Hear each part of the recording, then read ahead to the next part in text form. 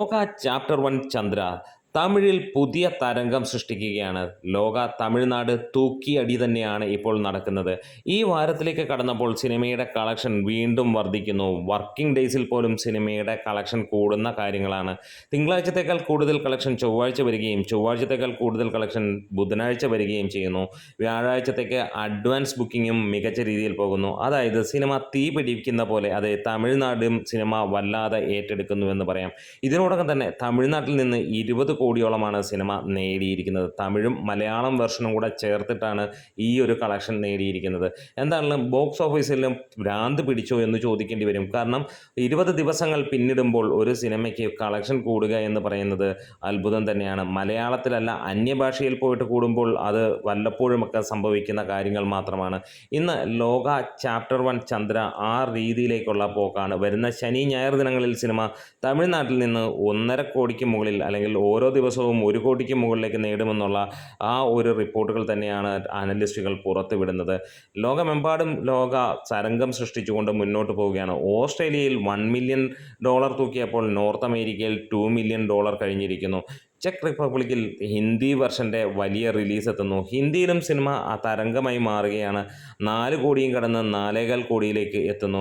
Cinema silent ഹിറ്റിലേക്ക് അല്ലെങ്കിൽ silent കില്ലറായി തന്നെ മുന്നോട്ട് പോകുന്ന ഒരു കാര്യം. ഇതിനോടകം തന്നെ വേൾഡ് വൈഡ് സർവത്ര റെക്കോർഡുകളും തകർത്തെറിഞ്ഞുകൊണ്ട് തന്നെ സിനിമ പോകുമ്പോൾ ഈ ആഴ്ചയോടെ കേരള ബോക്സ് ഓഫീസിൽ നിന്നും 100 കോടിയിലേക്ക് എത്തും. ഇപ്പോൾ 95 കോടിയും കടന്ന് സിനിമ മുന്നോട്ട് പോകുന്നു. വേൾഡ് വൈഡായിട്ട് സിനിമ നാളെ കൊണ്ട് 260 കോടിയിലേക്ക് എത്തുന്നതാണ്.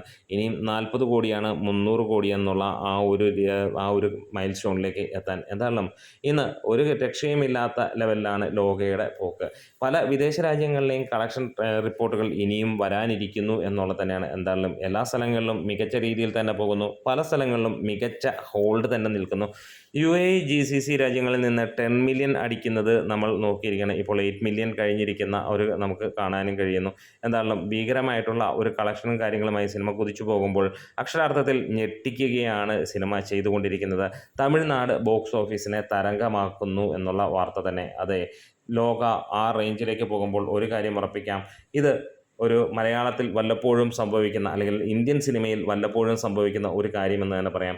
എന്തായാലും ഒരു തള്ളുമില്ലാതെ, പ്രത്യേകിച്ച് യാതൊരു അവകാശവാദങ്ങളുമില്ലാതെ, ഫോൾ സ്റ്റേറ്റ്മെൻറ്റുകളില്ലാതെ ദുൽഖർ സൽമാൻ്റെ ഈ ഒരു ചിത്രം പുറത്തിറക്കിയപ്പോൾ ഡൊമിനിക് അരുണിൻ്റെ മികച്ച സംവിധാനത്തിൽ കല്യാണി പ്രിയദർശൻ്റെ അതിഗംഭീരവും അതിശക്തമായിട്ടുള്ള ആ ഒരു റോളും സിനിമയ്ക്ക് ആക്കം കൂട്ടുന്ന കാര്യങ്ങൾ തന്നെയാണ്. ഒരു ഫീമെയിൽ ഓറിയൻറ്റഡ് സബ്ജക്റ്റ് വെച്ച് ഇത്രത്തോളം ഗംഭീരമാക്കണമെങ്കിൽ, അതും പ്രത്യേകിച്ച് മലയാളത്തിൽ ഒക്കെ വരണമെങ്കിൽ, മെയിൽ ഓറിയൻറ്റഡിന് പോലും അത്രത്തോളം കളക്ഷൻ വരാത്ത ഈ ഒരു മലയാളത്തിൽ ഇന്ന് ഫീമെയിൽ ഓറിയൻറ്റഡ് സബ്ജക്റ്റ് അത്ര ഗംഭീരമായിട്ട് പോകുന്നുണ്ടെങ്കിൽ അതിന് ഒറ്റ കാര്യമേ ഉള്ളൂ, അത് ക്വാളിറ്റി തന്നെ. നമ്മുടെ വീഡിയോസ് ഇഷ്ടമെങ്കിൽ സപ്പോർട്ട് ചെയ്ത് തരണം.